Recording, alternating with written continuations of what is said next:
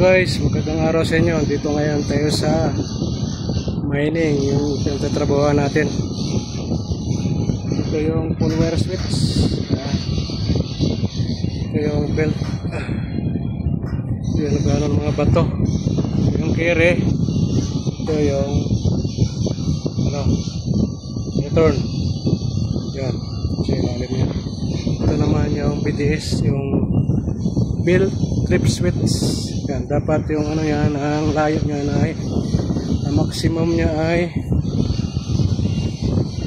mga 30 meters, pero yung PWS, yung full wire switch, ay maximum niya ay 60 meters.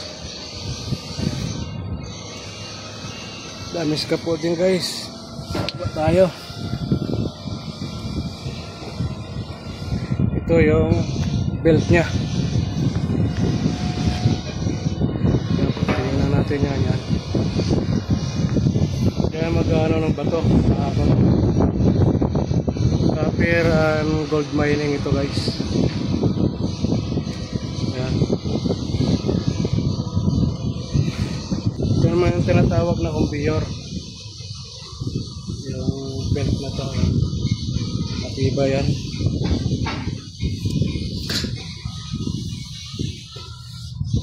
Pahaba nito, mahigit 2 kilometers ang layo.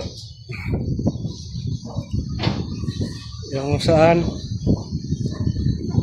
mula doon sa crusher dadalhin sa ball mill, maraming proseso bago makakuha ng copper. Yan, kami scaffold kaya smoother tayo. So guys, yan. Ayun ang tower, pinaka aircraft flight niya doon sa taas. Dito tayo ngayon sa bansang Zambia.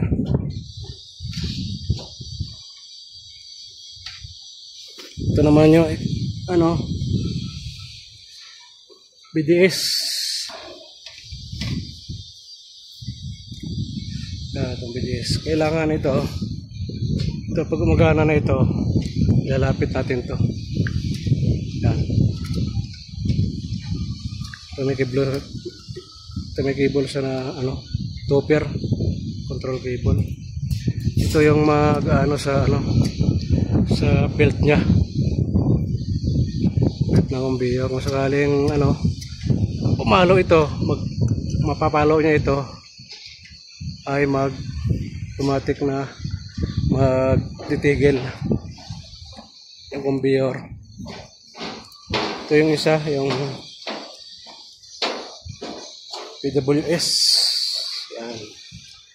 Ito yung nahatak na ito guys. To may may sling yung wire.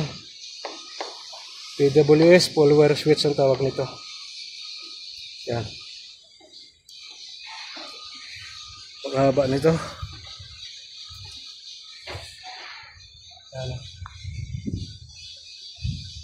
Ito yung lagyan ng bato, ito yung pabalik na, balik-balik lang. So guys, pinakita ko lang sa inyo saglit dito kung saan tayo nagtatrabaho. Itingnan lang tayo. Ingat kayo lagi kung saan kayo naroon. Hanggang sa muli, paalam. I got your little boo telling me she love me. I got this one, that one. Damn, it's gonna be a long night. Yeah.